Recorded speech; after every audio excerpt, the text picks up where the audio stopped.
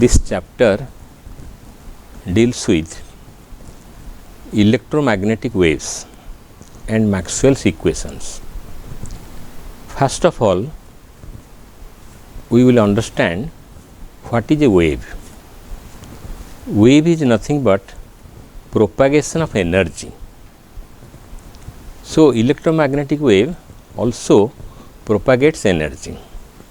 The point is where from it gets energy and what are the types of electromagnetic waves.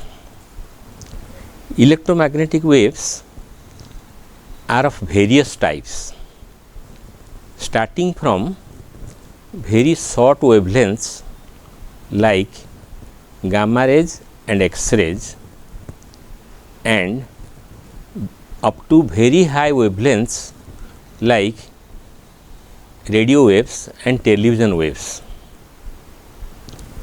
So, what is the common feature?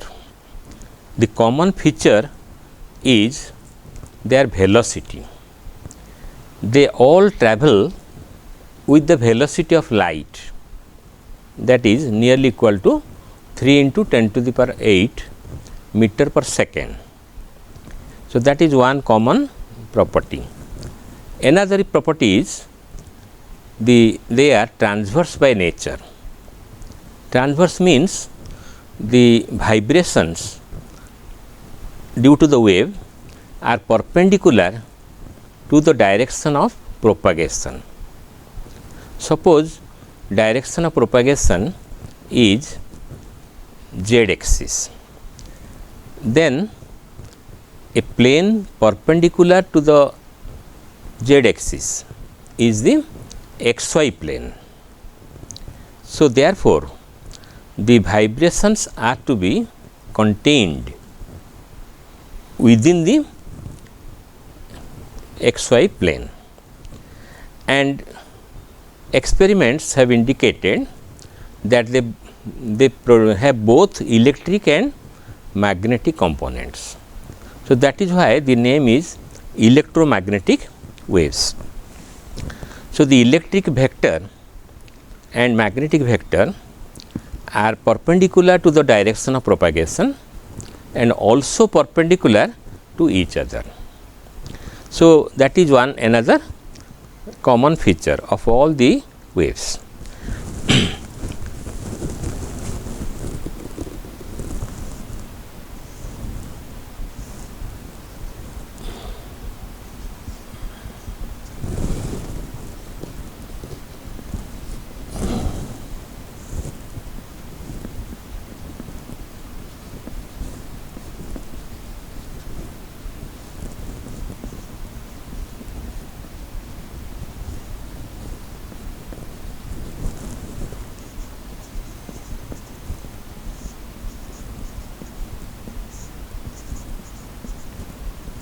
So, this is the basic feature. That means, we can say that this is a plane. So, that plane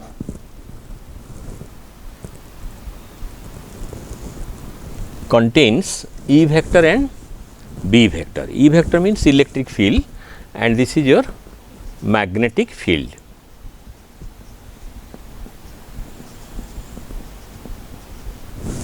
This is the electric field.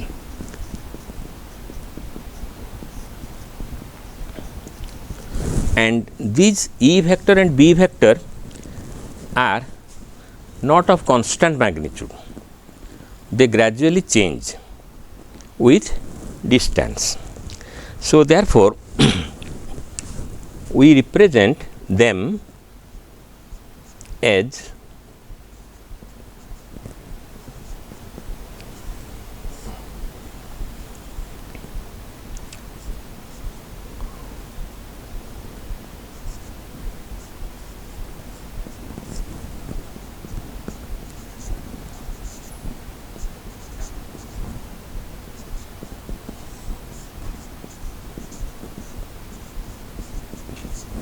so, these are the obtained from theories. So, this E0 is equal to amplitude. Amplitude and B0 is also amplitude of electric vector.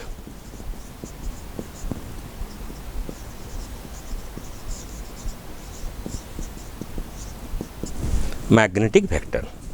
So, this is the representation of the E0 and Ex and By. And what is K? K is called wave number, and that is 2 pi by lambda. Lambda is equal to wavelength.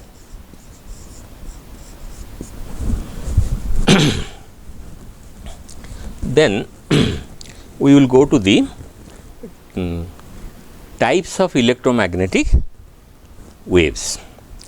So, in that NCERT book they have represented these things as a function of frequency on one side and wavelength on the other side. We will also do the same thing,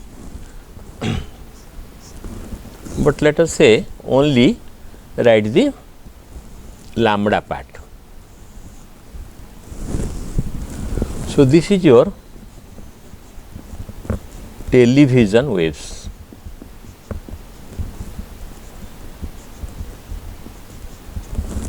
Then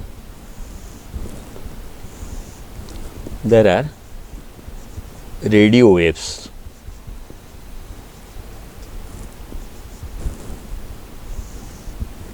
Then we have microwaves.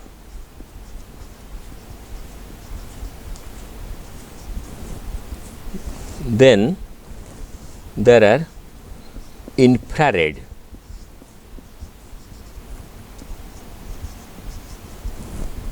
Then you have visible light. So, this visible light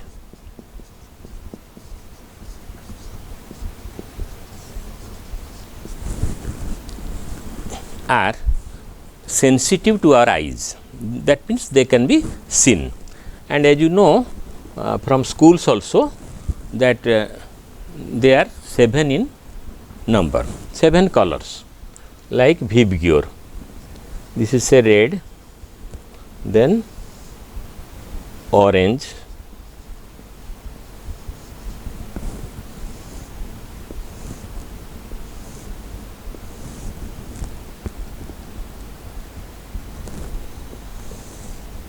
so this is your violet. So, you remember them as VIBGYOR.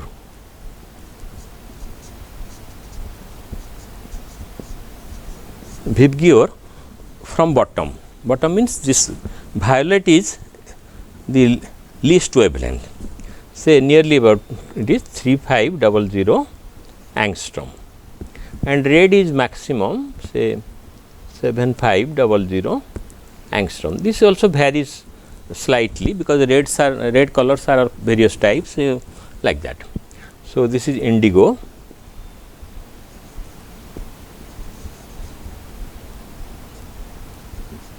This is blue, this is green, this is yellow.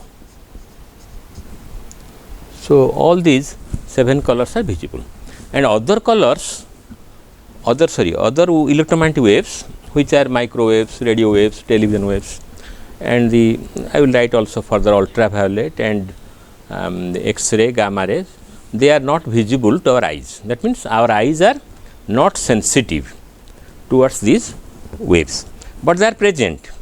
They are present, and some of them are also very energetic like X-ray.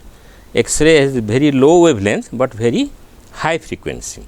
So, they are more energetic than others. So, after violet you have UV or ultraviolet. They are also energetic, and in photoelectric effect it is found that ultraviolet light produce more electrons than our visible light. So, then that is X-rays. X-rays range from 1 angstrom to 100 angstrom. Then the lowest wavelength and highest energy is the gamma rays, that is less than 1 angstrom. So, if you write frequency on the y axis, then it will be inverted. That means, television will be lowest, then X gamma rays will be highest. So, that is obvious because of the formula C is equal to nu lambda. C means speed of light, then nu is equal to frequency, then lambda is the wavelength. So, naturally C is a constant quantity. So, nu and lambda, they have to be inversely proportional. That means, if lambda is more, then nu will be less, and if lambda is less, then nu will be more, and E is equal to h nu. The formula E is equal to h nu. This is, you know, the Planck's formula, or so that is energy is equal to Planck's constant, then frequency. So, the frequency decides the energy. So, that is why X-ray, gamma rays, they are very penetrating by nature, and you know that the bones fractures and other things, they are known from X-ray analysis. So, these are the things, and microwaves are also nowadays very much used at homes to produce heat or heat some specimens. So, microwave are there. Then infrared are nothing but heat rays, and radio waves, you know that they travel long distances, and television waves, they travel less distance, but by repeated energizing they can also travel long distances. So, these are the broad features of the electromagnetic waves, types of electromagnetic waves. Then we come to the fact that how these electric and magnetic vectors are varying with distance. Distance means along direction of propagation is z axis. So, as you have seen, this is your z axis. So, z axis means they are functions of z. So, if we try to make a sketch for electric and magnetic vectors together. So, let us try to make a common diagram for the electric and magnetic fields, how they are varying with distance. So,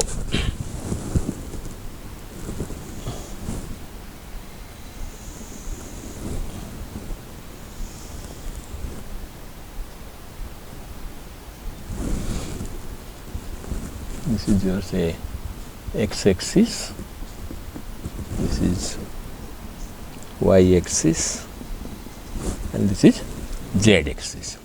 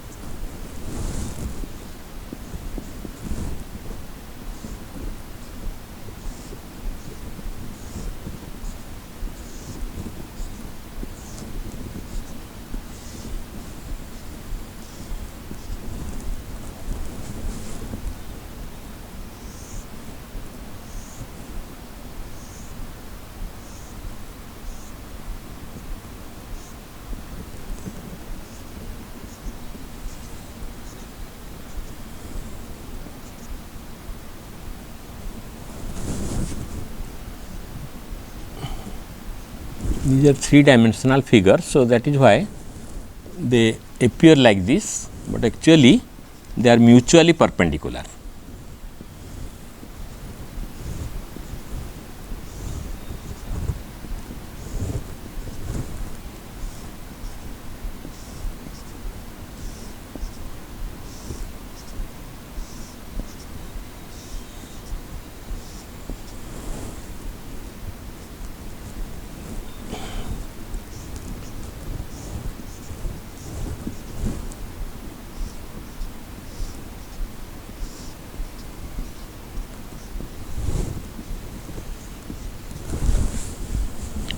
So, this figure explains how with distance the magnitudes of E vector and B vector change.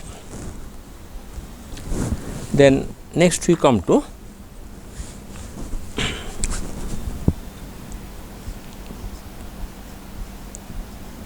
production of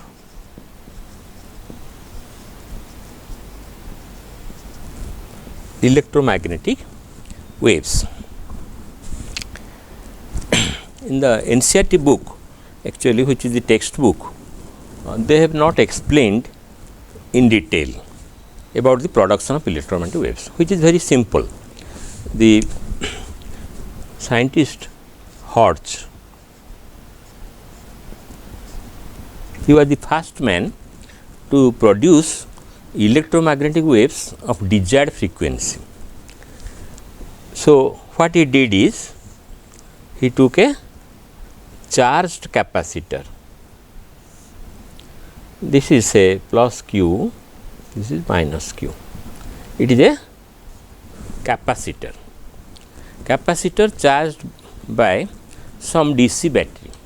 First it is charged to up to the charges plus Q and minus Q.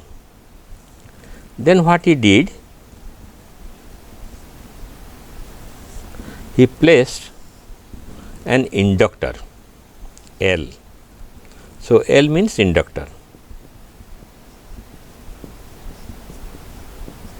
C means capacitor. So, what is observed? You see plus Q and minus Q of the two plates of the capacitor are separated by a dielectric medium, that means non-conductor like air or say sulfur or paper, like that. So, they cannot move from this plate to that plate directly. So, they have to travel. Suppose you want that plus charge will come to minus charge for neutralization. So, they have to travel in this way, and when they travel through the inductor will produce a back EMF. So, that back EMF is obtained from Faraday's second law, whose magnitude is L di by dt, that opposes the L di by dt that opposes the original current. That is the property of back EMF, because Faraday's law that Lentz's law, that is third law, it is called sometimes, but Faraday has not given that law. So, that Lentz's law says that the circuit tries to oppose the very cause. So, the cause is to flow anti-clockwise current from plus Q to minus Q. So, that is opposed by the induced EMF produced in the inductor. So, what will happen then? The plus charge tries to reach the negative plate, but again they are brought back. They try to go, but they are brought back. Then again they try to go, and again they are brought back.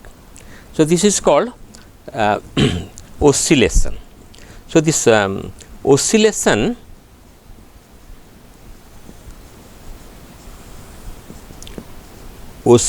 of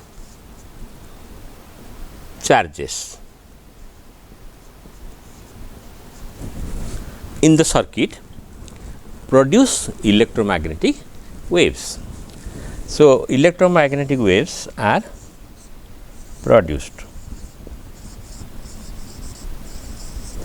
whose frequency is f is equal to 1 by 2 pi L C root over 1 by 2 pi L C root over, and that is the frequency.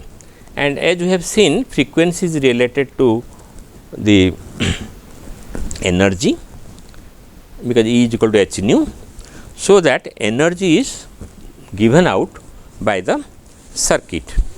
So, energy is given out by the circuit, and then what will happen to the energy stored in the capacitor? Energy stored in the capacitor is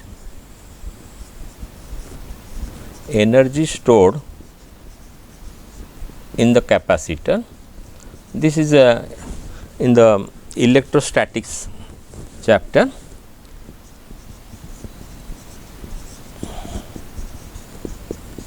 Half C V square.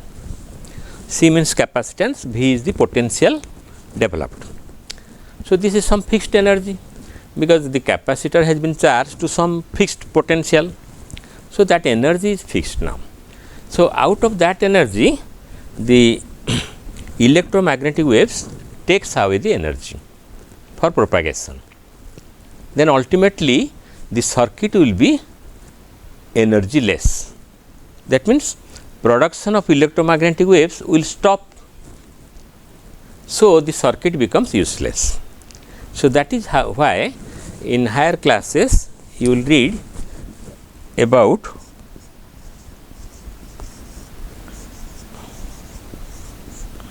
feedback circuits. So, in feedback circuits, energy is introduced into the capacitor intermittently, just like we take food for to get energy, and in the daytime say 3 to 4 times we take food. Similarly, the circuit is supplied with energy by mutual induction process, and that energy helps in producing electromagnetic waves continuously.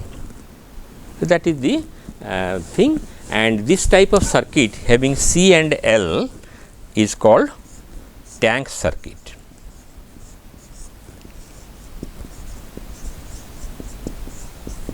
Tank circuit is just a LC circuit with minimum resistance, because resistance, if it is more, then heat is produced. So, that heat is just radiated out and wasted. So, therefore, we have to prepare the circuit out of conductors like copper, silver, like that, which have less resistance. So, therefore, they have loss of energy minimum, and the energy is obtained like this. Then what is the energy associated with electric vector and energy associated with magnetic vector? There are theories given by Maxwell and others. So, where the energy density, that means energy per unit volume, energy density associated with E vector is equal to half epsilon 0 E square. So, this is the formula. Actually, derivations are in the higher classes, and energy density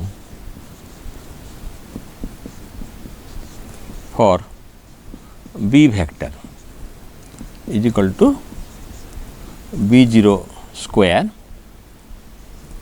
by 2 mu 0. So, this is the these are the expressions. So, these two energies together are obtained from the energy stored in the capacitor, and the electromagnetic wave propagates without any problem.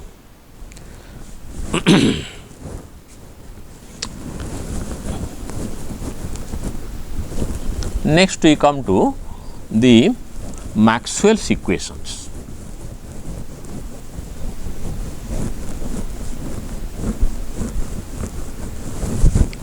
So, what are the Maxwell's equations? And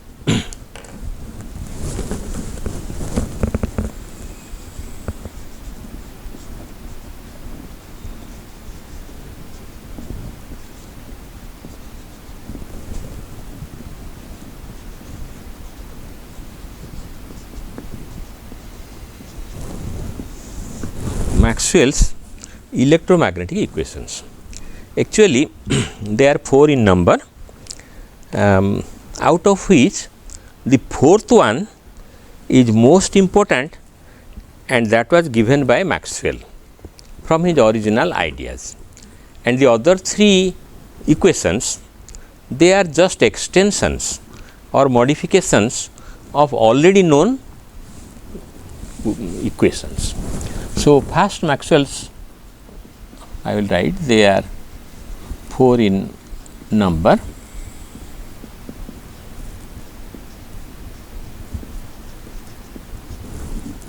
So, first one is your phi E, that means electric flux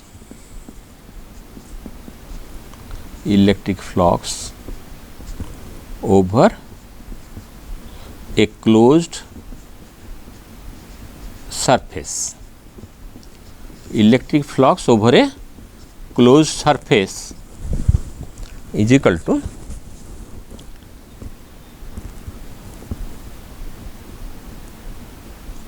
so what is flux then? E dot dA.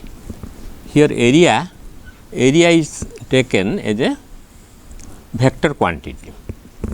So, that is your Q by epsilon 0. So, this Q is the total charge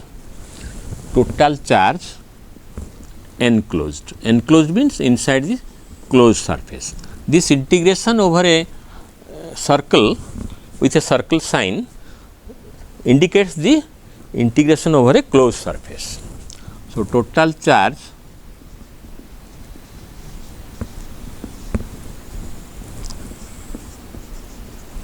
enclosed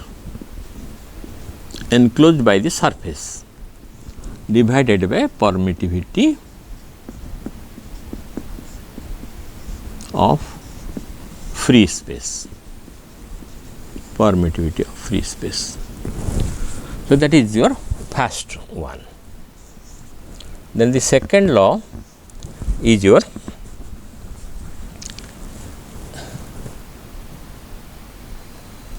that is called die B, but actually all right, that is B dot dA.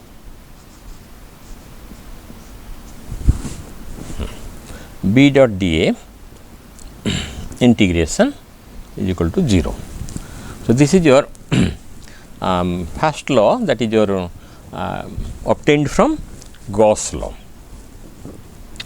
So, this is obtained from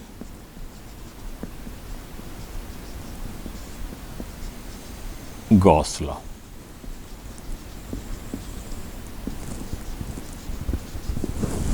And this B dot dA is equal to 0 is obtained from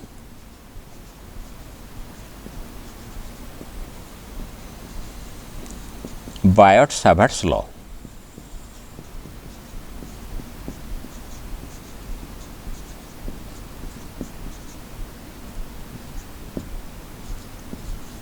Biot-Savart's law. And the third one is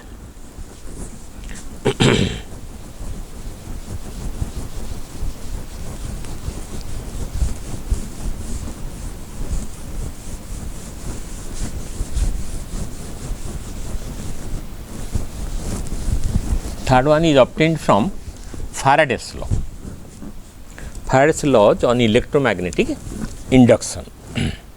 So, that is E, that is induced EMF is equal to E dot dl integration over a closed path contour, that is called contour. C stands for contour. Contour means closed path, is equal to minus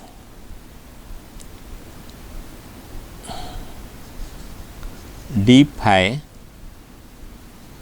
b by dt. So, that means it is negative of rate of change of magnetic flux, rate of change of magnetic flux. Then the fourth one is B dot dl integration is equal to mu 0 IC plus mu 0 ID. So, this IC and ID I will explain more. This is called conduction current,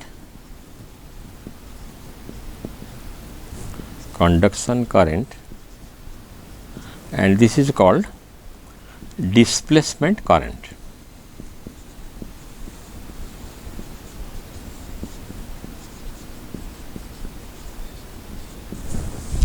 So, these are the modified forms actually. These are the modified forms of mu 0 IC, modified forms of Ampere's law. That is Ampere's this is from Bart-Swartz law. This is Ampere circuital law, that is there. Mu 0 IC, then mu 0 epsilon 0 d phi E by dt. We will go to this detail how it is derived. So, these are the four equations. So, obtained from Ampere's law modified by Maxwell.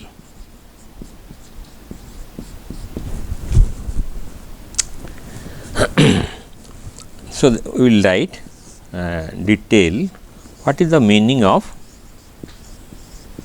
displacement current.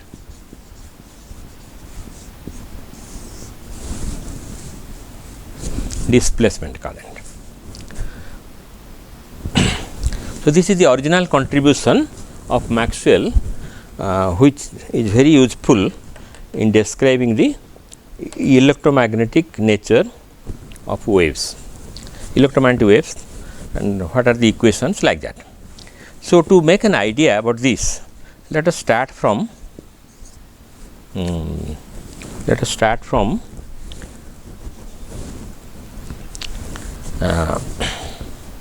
Ampere's circuital law.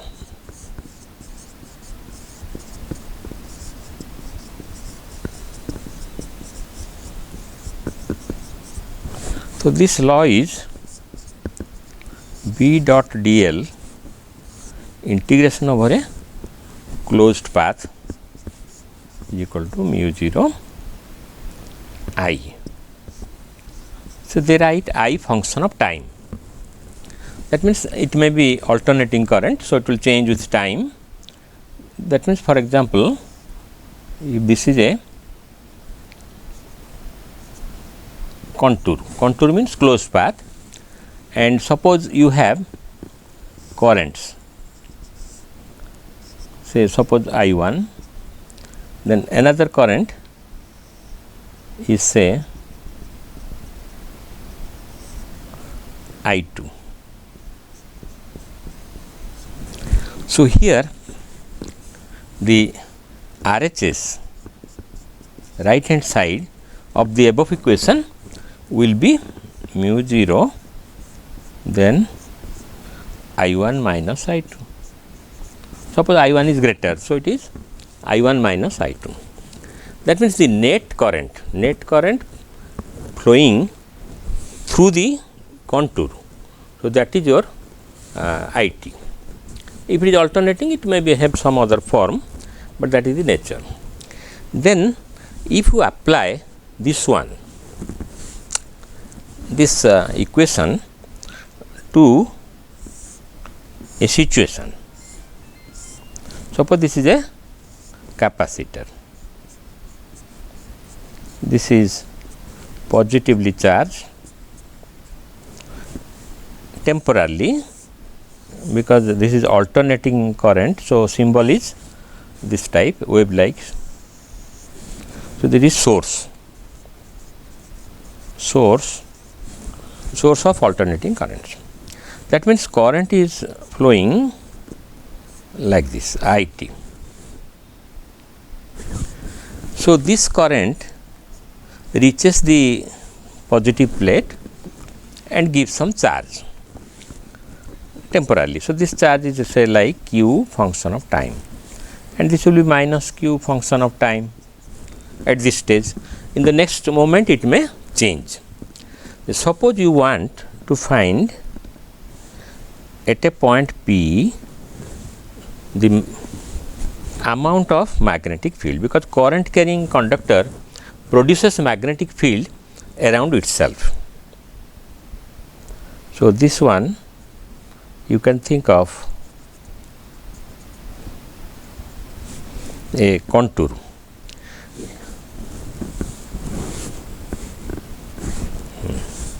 You can take a contour like this. C is not this one, this is not this C, this is a contour.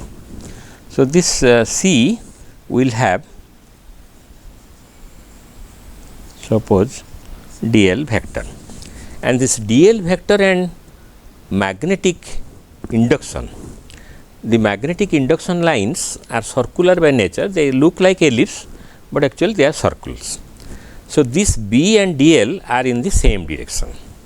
So, to find magnetic induction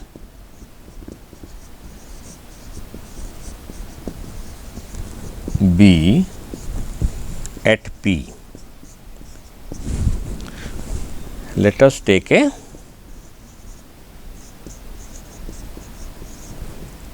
circular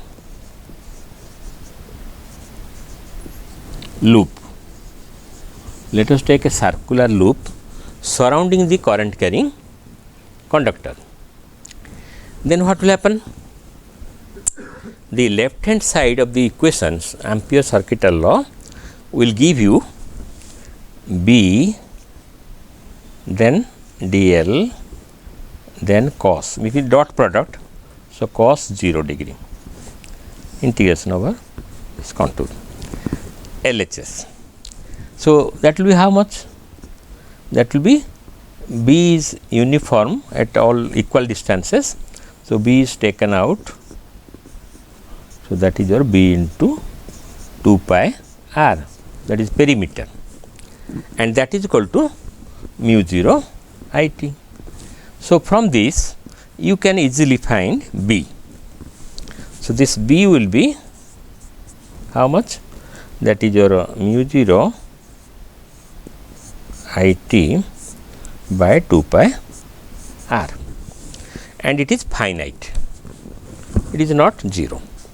So, P at an is an outside point of the capacitor, and there you are finding the B value. Now, what we do is, we will take another surface,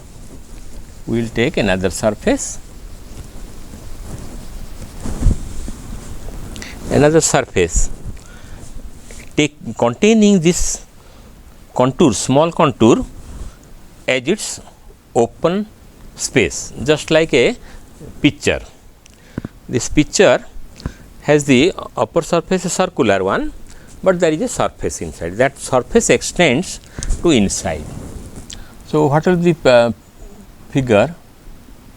You see, this is the point P, and you have the capacitor here C.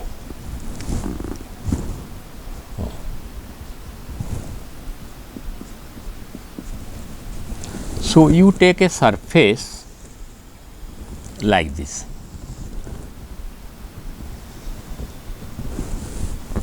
So, this is the surface, and what you find from this?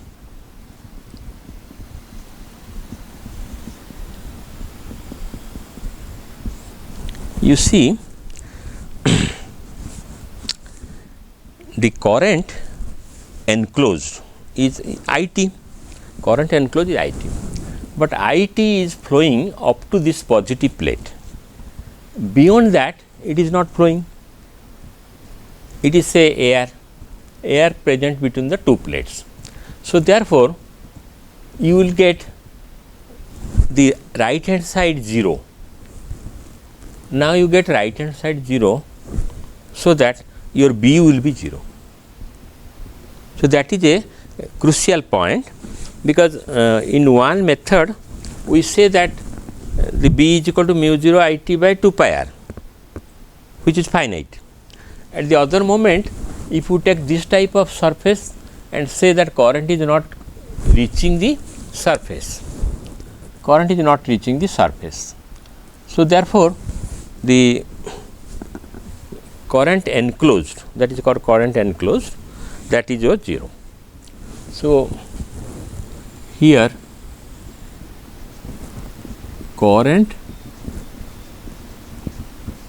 reaching S is 0. So, that implies B into 2 pi r is equal to mu 0 into 0 is equal to 0. So, that implies B is equal to 0. So, it was a puzzle that taking different types of surfaces, how it becomes 0. So, that was actually solved by Maxwell. So, what he did, that he took a Tiffin box type of surface. So, what is the Tiffin box type of surface? You see, this is the face. So,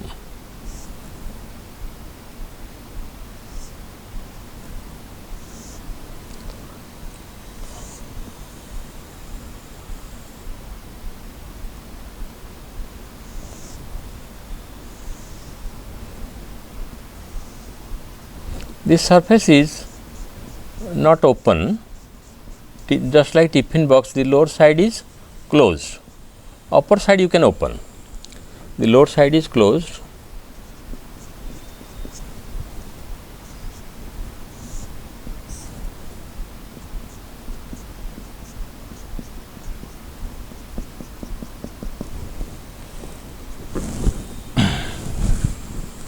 So, here in figure 3, this is a figure 3, this is figure 2, and this is your figure 1. So, in figure 3, if you take a surface, say of equal dimension as that of the plates of the capacitor, suppose A is the surface, then again you see that no current reaches the surface. So, again B becomes 0, which is not the case B should not be 0 because B is already known that it has some finite value. So, what he did was he said that from plus charges to negative charges there are electric field lines, that is E vector. So, when E vectors are present in between the two plates of the capacitor, then phi E, that is your electric flux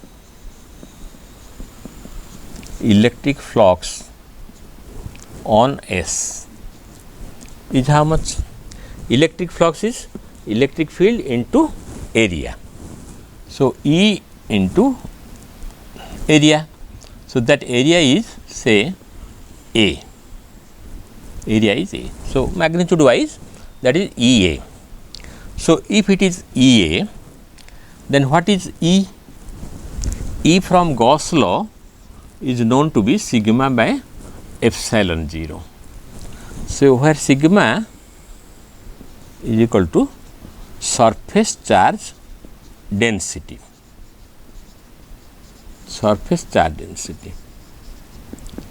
and that is equal to Q by A. Surface charge density is Q by A. Q is the here Q is a function of time, plus Q, it is minus Q, like that. So, it is Q function of time by A. So, sigma is variable, Q is variable. So, therefore, in this case phi E becomes Q T by epsilon 0 A into A. So, this A cancels. So, it is Q T by epsilon 0. Then, if you differentiate both the sides, then what you find? D phi E by dt is equal to 1 by epsilon 0, then dq by dt, and that is equal to not 0. So, if it is not 0, then you have the currents. He says two types of currents will be there. One is the conduction current through the wires, and another is the current arising out of the electric flux variation with time. So, this equation gives you dq by dt, that is your dq by dt is equal to epsilon 0, then d phi E by dt, and this is known as ID. So, ID means displacement current, already we have written. So, therefore, he said that we should not write Ampere's circuital law like B dot dl integration over a closed contour is equal to mu 0 I t. Rather, we should write that this is a one situation. Another situation is when displacement current will be there, you have to generalize it, that is like mu 0 I c plus mu 0 I d, and this solved many problems that were arising out of the absence of displacement current. So, one can say where displacement current is present, where they are not present. Whenever there will be rate of change of electric flux with time, then displacement current will be there. Otherwise, just in the figure 1, no such situation was there. So, therefore, it was absent. So, with only IC you could do the work, but when situations are there where this current may be steady, so that constant, but so this electric flux may change due to change of E. Area is fixed. So, change of E will make electric flux change, and there at that time you have to consider the displacement current. So, therefore, with these 4 equations, and another equation is also there, that is called equation of continuity. So, the equation of continuity was also used, that is not in the book. Equation of continuity, that form I am not writing. So, that equation of continuity is also used along with these 4 equations. Then the differential form of the wave equations could be generated, and the speed of light expression for speed of light or speed of electromagnetic waves was generated. So, solving the differential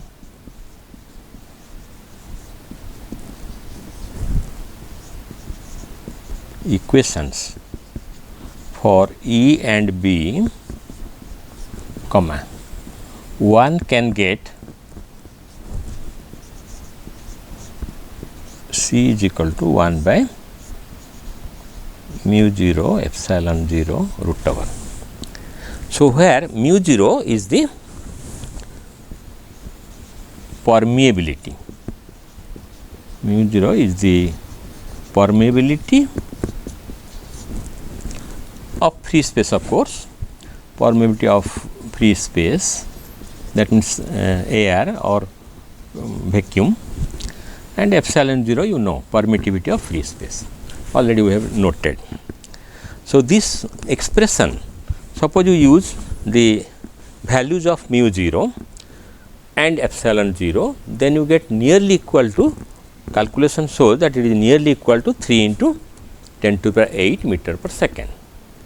So, which confirms that Maxwell's equations predict the correct velocity for the electromagnetic waves. Then naturally question will arise that if electromagnetic waves are introduced into material medium, then what will happen? This equation at that time has to be modified. So, in medium,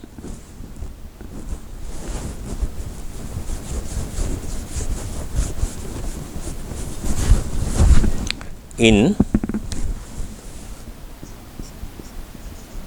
materials,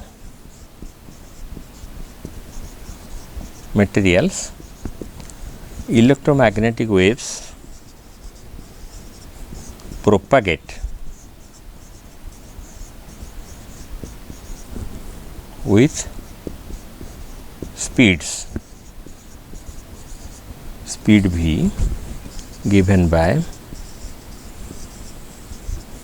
v is equal to 1 by mu epsilon root over. So, where mu is equal to, what is mu? Mu is equal to permeability, permeability of the medium, and epsilon is the permittivity, permittivity of the medium. So, if these things are calculated, then usually we find V is less than C. So, that is how, in say suppose glass is there, glass, for glass you define refractive index, that is C by V. So, for glass,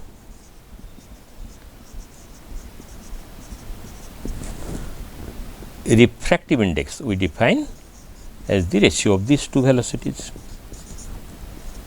Refractive index is equal to C by V. So, this is the absolute refractive index of one medium, that is speed of light divided by speed of electromagnetic waves. Light is electromagnetic by nature.